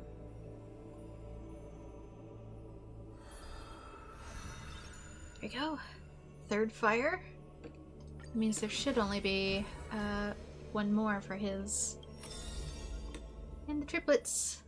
Flame chasing people, those forgotten stories, as I've written. Act. Oh, is there 2 for this one? Did I not do one? Long separation. You shall part with your friends, with your enemies, with others, and with yourself. Tribios, you've already swallowed the fruit of fate. From now on, you shall be as a school of birds without feet, flying towards tomorrow without a moment of War's repose. clamor rises and falls, and when the children reunite, only 3 of them remain. We have heard of a Chrysosaur. The lively child says. That person tears open the barricade of the black tide, aims at the sky, wanting to contain the core flame in a sheath. There will always be warriors like me, who believe in and are willing to protect the tomorrow they prophesize. But the crusading Chrysos heir never returns. So they spelled that wrong. The greedy ones then lift the ground with sharp blades, and by power's lethality, they are one by one slain. That might be a Chrysos heir we never got to meet. A group of bards. The Some of them taciturn already child did. says, the bards compose songs for the children's prophecy, and along the corpus of the pillar of stone lay their footprints upon which ballads are carved. Though we lack the might of swords and shields, we can take you to walk every part of this world. Till many years later, when the bards all return to their subterranean eternal rest, the children sing the long, long songs, and alone they bear memories of humanity. We miss us, the exuberant child says. When they left their home, the passages blew the girl apart into countless turbulent bubbles, carried to all corners of the world on the winds of destiny. We will run towards the world's agony. The children cheer each other up. Yeah, they must have been absolutely As everywhere the if there was years 1,000 of pass them. And the sun and moon rise and fall, the children often hear sounds of their friends shattering. What do you mean as the sun rises and falls? The sun is a god! Farewell. Farewell. The children who still walk the earth silently hide their wrenching sobs. Upon the hills of Akama once grew golden figs as far as the eye could see. The remaining children link their hands and decide to make this beautiful city the beginning of yet another journey. The children pull on the hem of the maiden's dress. Please, listen to the prophecy we bring. The maiden pulls on her silken threads, weaving in her heart the children's past into strings. Chase the core flames with me. I promise that... The libations poured are guaranteed to bear fruit. The hot blood of the sacrificial lamb will not be spilled in vain.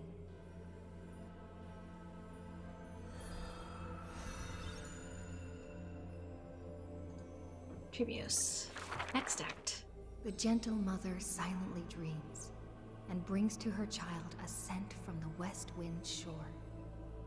Then she quietly departs, and the only words her child hears is a prophecy of forlorn melancholy.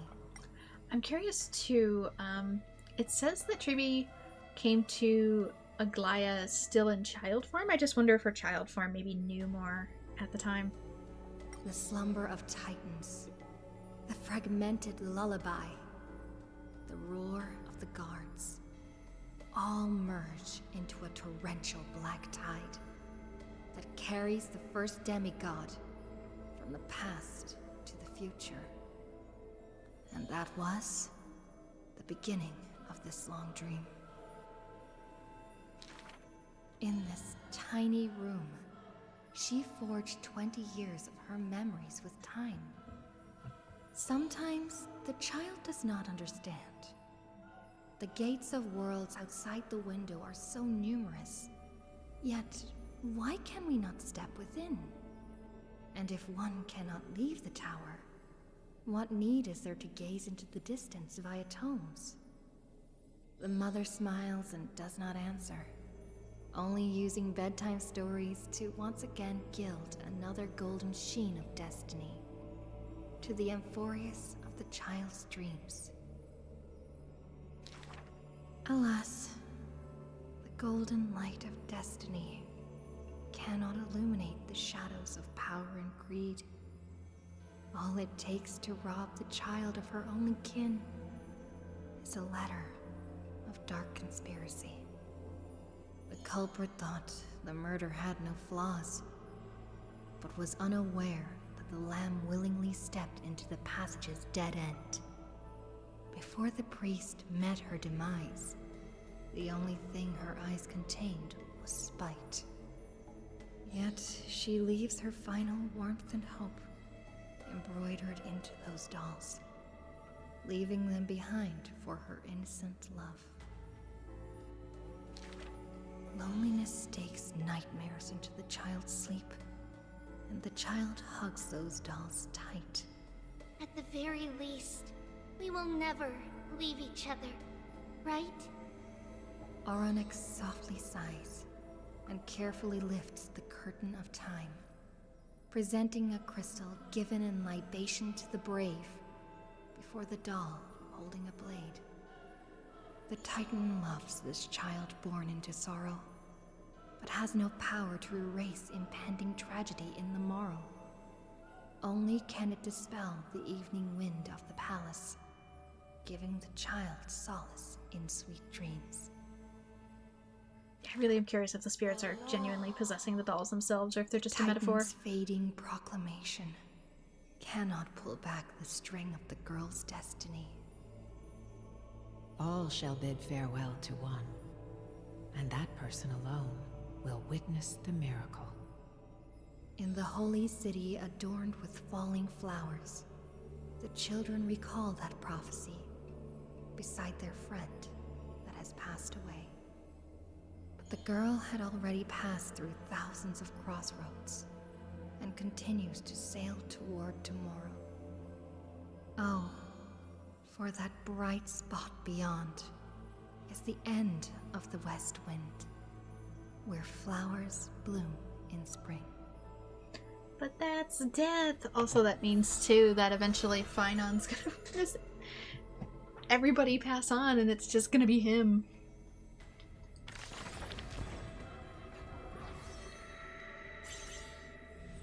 Okay, a whole bunch more linked up. We're almost at the center here. I'm surprised Chibi's doesn't actually reach.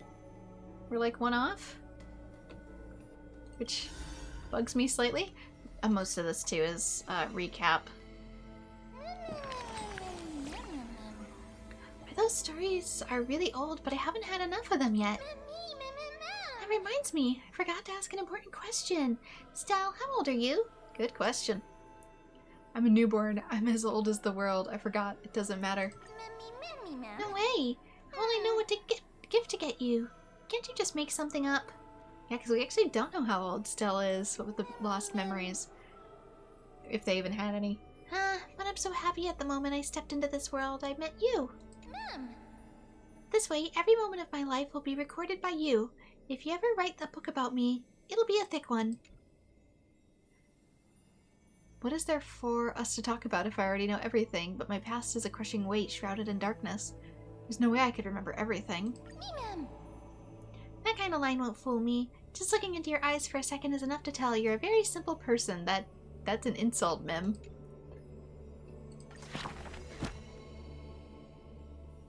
Okay, how many more of these are left?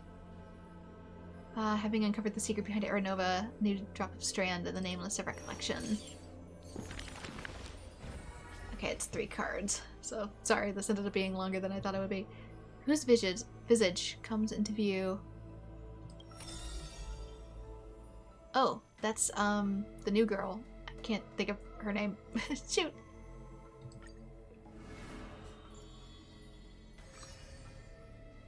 The Healer of Light, Hyacinthia. There we go. Thank you.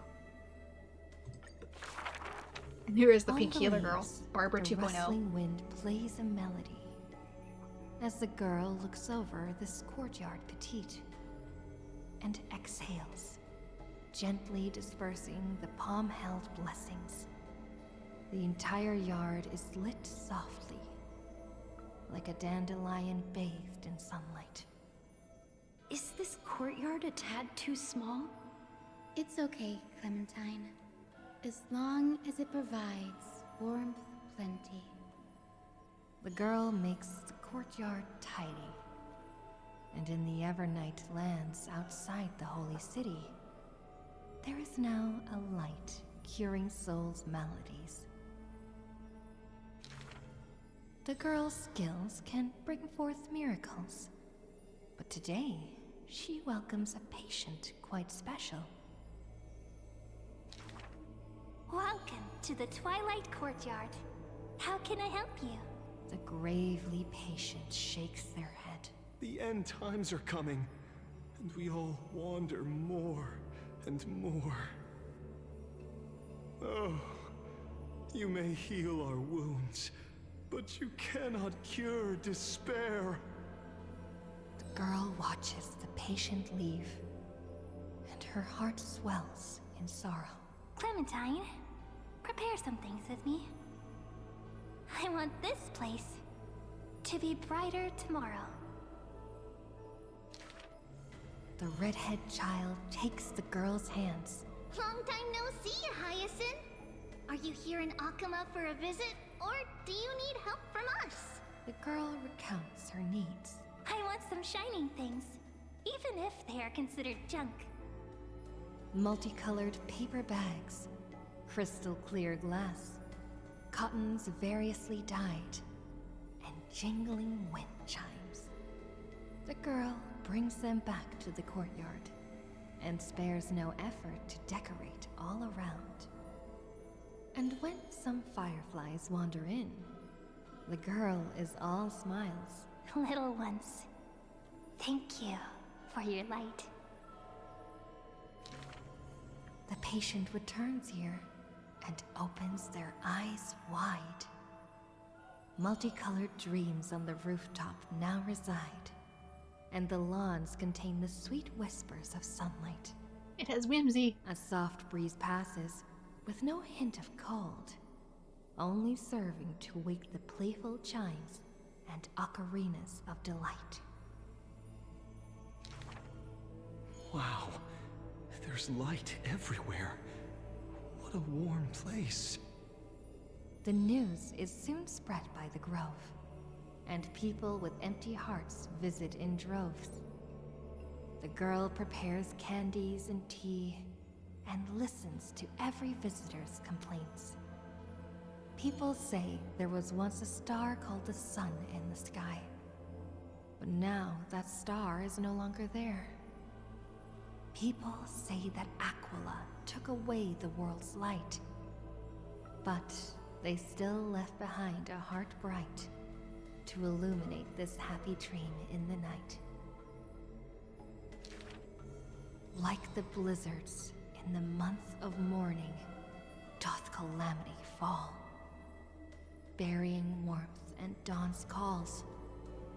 Orderless tides swallow up the grove of reason, and that tiny healing haven is also extinguished, broken and barren. When the girl, far from home, hears of such grave news, the wind brings her a moment of confusion. But it also evaporates the tears that briefly sparkle into being, and the girl still smiles, bright and happy. Soon, the people of Akama see once again the girl collecting more pieces and tokens, wanting to rebuild that pure haven. But she never realized that wherever she stood, she herself was that holy courtyard, that light-filled haven. Sometimes atmosphere matters just as much as the practice itself. Here we go, part 1 for Hyacinth. Next, Castrus. Part 2, willing to adorn the living. Born with an evil curse, her hand dips into lethal cinnabar and white lead to personally decorate the faces of the dead.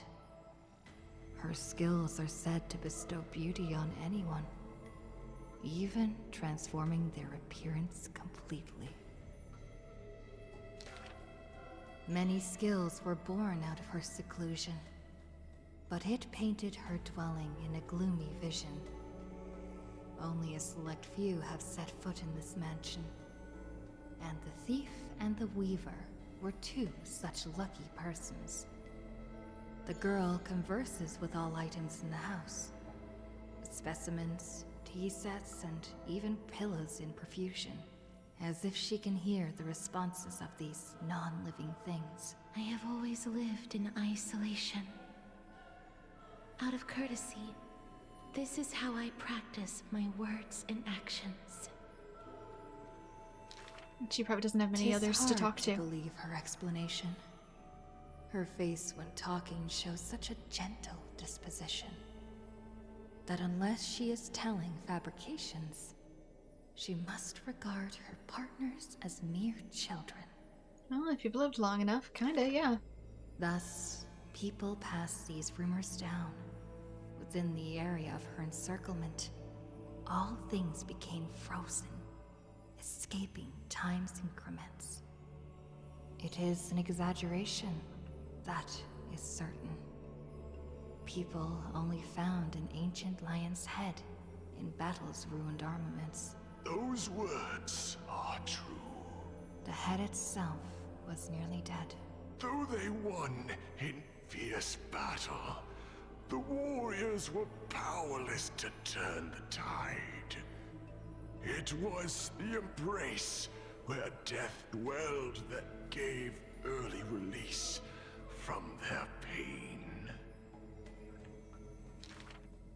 This is how death escapes time. She keeps every final embrace hidden in her immortal heart. Out of her numerous works, butterflies and flowers often stand out stark. Ignite them, and you can almost hear the maker's remark. Even in death's silence, her sound can still be heard. It is a gift greatly treasured by the maiden. Few have the honor to be graced with such work. Only one has the heart to burn such a gift, and the reason she gives is rather far-fetched. I must peer into all fates unknown. Of course, Aglaya can't keep the gift. Is boundless, but there is one thing that it cannot conquer. Death is abominable in humans' eyes. Apart from my identity, there's nothing about me worthy of praise. The beloved Goldweaver hears this in distress, then tries to teach her the art of weaving and threads. It has been said that the maiden has works that the holy city possesses. But this is the judgment the Goldweaver expresses. Ah, well, none can know all things, nor be skilled in all crafts. Her works are too early for the living to comprehend. Could be if we had enough time to do so. It's not that death is a bad thing, it's just death upon those with sentience is a massive cruelty. And last one for realsies this time. Anaxagoras again. Discard not the broken. This is a tale buried in history. One day, a student elated in victory dashed around the Grove's territory. I saw the spell the professor carved on his body. The youth with white hair was beside himself in joy. It must be a power most secret. A means for one man to stand against 1,000. Yeah, I think you can see it on his right arm. That spell was rare indeed. Oh, not just that. It was a secret way to overturn a cart of hay. I don't mean the red one. I meant there's also other patterns on his the scholar forearm. Was still a mortal body, as yet to snatch life from death, or to reforge a new flesh through a god's remedy. Various minute tricks and parody, He studied them all, crafting schemes, oh so busy. For everyone knows, he wishes not to use the divine power that is his, refusing rightful custody. And in that unwitnessed moment of his death, final tragedy, he still held the Hakeheart spell steady, standing alone, facing the evil enemy. Now, that craft is regarded as a magnificent study, not because of what it was, but because of its purpose, known to everybody. In fact, he once crafted miracles, forging silent servants using soil as vehicle. Though no sentience, they do their job without obstacles, rivaling Titankin in spectacle. However, one day, he suddenly changes his tune. Creation is the Titan's work, and slavery is the Titan's manacle. When imitating divine evil, there's no need to invest reason, most pinnacle. When the servants have all been recycled, he deigns not to explain, fearing to waste his reason or muscle. So he jokingly concludes the questioning with a chuckle. If it's just for odd jobs, students are a better gamble. At least the they do way by he choice. addresses himself comes from elsewhere. An imitation of a divine machine with some flair. He happily answers 5 questions for those unaware. Knowledge seemingly given with stingy care. For a wise one, 5 answers reveal creation's secrets, the truth hidden and bold.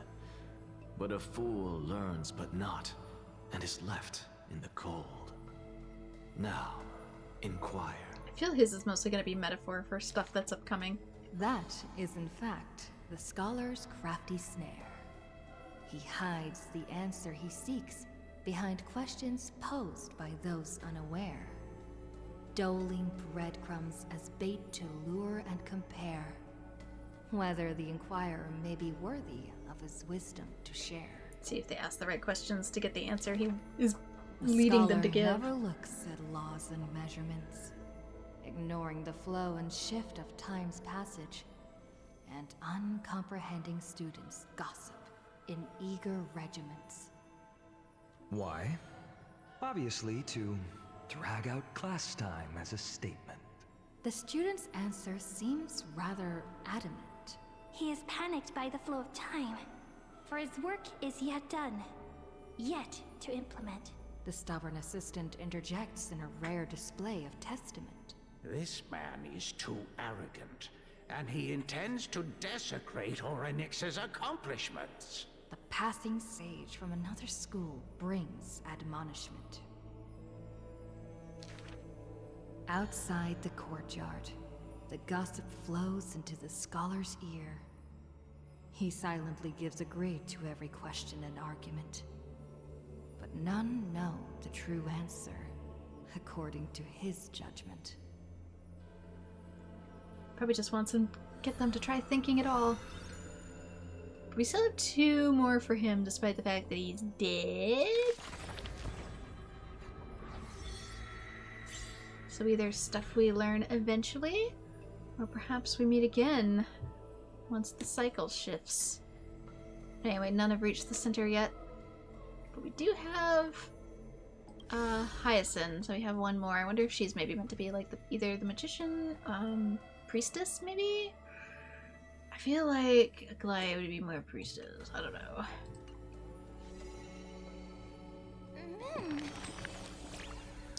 Everyone's stories are so deep. I can't keep up. Do you understand them? What is a god exactly? Ooh, omnipotent, omniscient, always peeking at others, someone like me. Ugh. Would it be... Because we can't prove omnipotence. And omniscience just means everywhere all the time. So I guess it kind of depends at your answers. This is just a lesser version of omniscient for people who don't know what that means, because omnipotent means all powerful, while omniscient means all seeing. Power can obviously be disproven in a lot of ways. So to me, it would be more omniscient.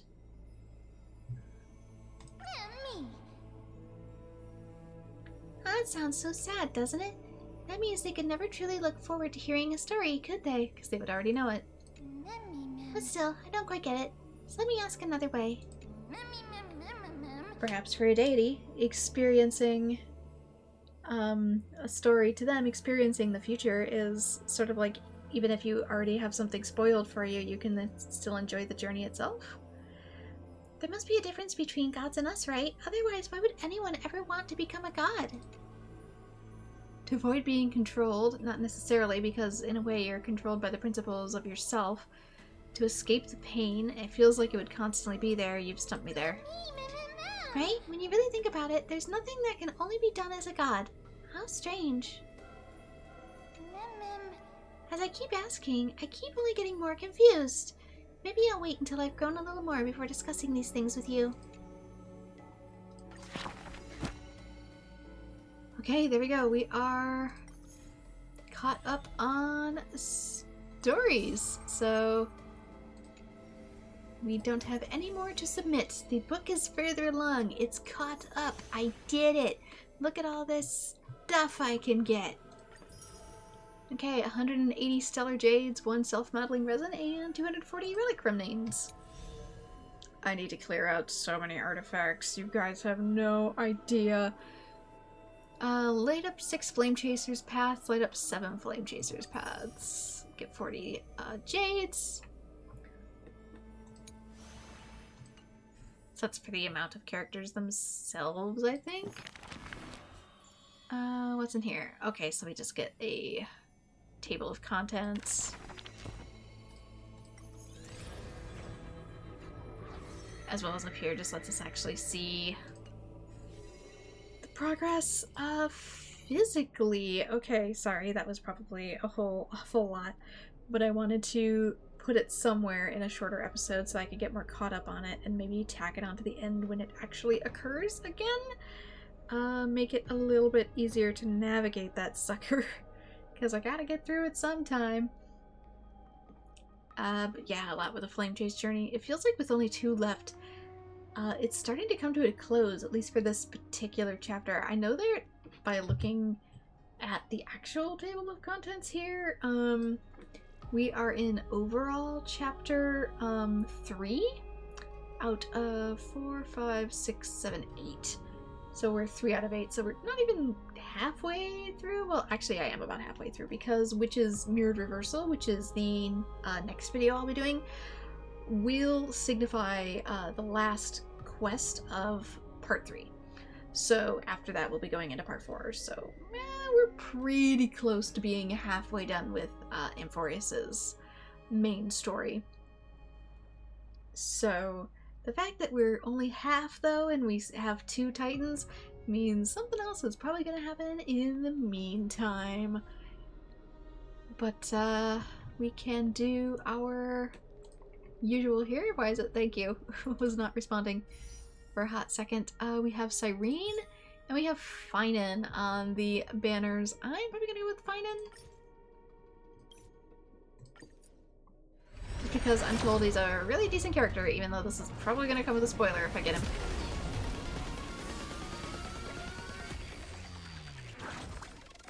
Well, I guess the existence of Cyrene is a spoiler, but you know, whatever. Maybe we get one for March.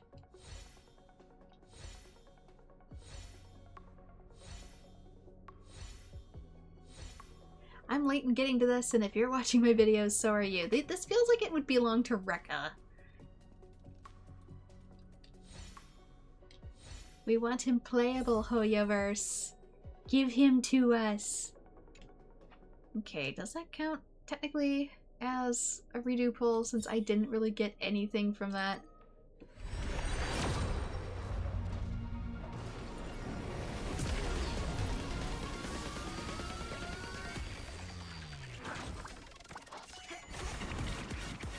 have so many of these dang tickets. Concert for 2. Technically I already have that one. But if I ever get Sunday, might be good for him. I don't actually know what path it's for. I didn't look. There we go, we get a Serval. It is Preservation. Don't actually know what Sunday is. I think he's actually, no, I'm pretty sure. I'm pretty sure he's Harmony. Wouldn't he be? Or is... Since I don't have either of them. Just our Sunday path. He is Path of Harmony, yeah. Then what is Robin? Robin path. Also Harmony. Who the heck is this for?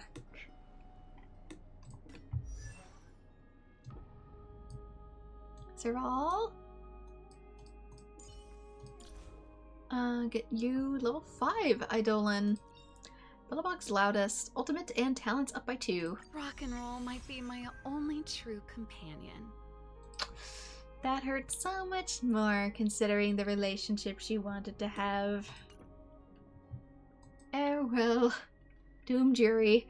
But anyway, there we go. We are all done for this time, and next time I can get to the Witch's Mirrored Reversal. So thank you so much to everyone who has joined. Like I said, I'm kind of just along for the ride for some of these because Amphorius is a bit more difficult for quest cohesion and understanding. I have to look up so much stuff in the background. But for now, thank you so much to everyone who has joined. Like and subscribe if you'd like to see more Honkai Star Rail, as I fear we are getting closer to actual bigger revelations, and then maybe my brain will have things to actually latch on to commentate about. But I hope to see you all in future videos. Bye bye.